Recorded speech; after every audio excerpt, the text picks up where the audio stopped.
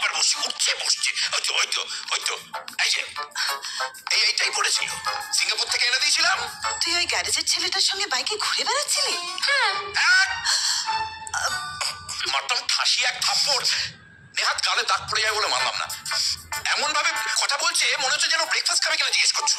তুই শুধু ঘুরে বেরিয়েছিস, ভালো বাসিসনি বল? দুটোই করেছি।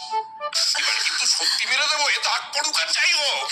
তুমি একটু শান্ত হও না, ও বাচ্চা মেয়ে, অত শত বোঝে না। আমি কি কিন্ডারগার্টেনে পড়ি? আমি সবকিছু জানি। ও একটা গ্যারেজের মেকানিক। জানি। ও একটা গুন্ডা, পাতে দেয়া যায় না। জানি। ওর বাবা তোর বাবার কাছে কাজ করে সুইটি। জানি। সবই যখন জানো তখন পচাশা মুখে পাটা কাটলে কেন মা? আমি ওকে ভালোবেসেছি, ওর কিছু নেই বলেই তো। আমি বলছি শোনো, এটা আমার মেয়ে নয়, হসপিটালে পাল্টাপাল্টি হয়ে গেছে। তবে তুমি যার মেয়েই হও মা, এতদিন টাকা ঢেলেছি তো তোমার পেছনে, আমার কথা তোমায় শুনতেই হবে। সুইটে সুইটে এদিকে, সুইটে সুইটে এদিকে, এদিকে এসো। আমার কথা না শুনে তুমি যা, এদিকে এসো বলছি। সুইটে সুইটে দরজা খোলো। ঠিক আছে, দরজা খুলবি না তো তুই? দেখ সাইডে কি আদির বাপের কলকবজা কিরকম খুলেনি, দেখ তুই।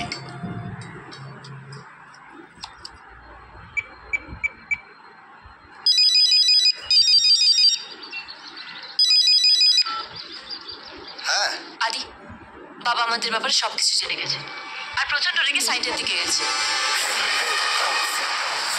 তুমি কিন্তু তাড়াতাড়ি সাইটে পৌঁছাও। আমার বাবা তোমার বাবাকে মারধরও করতে পারে কিন্তু।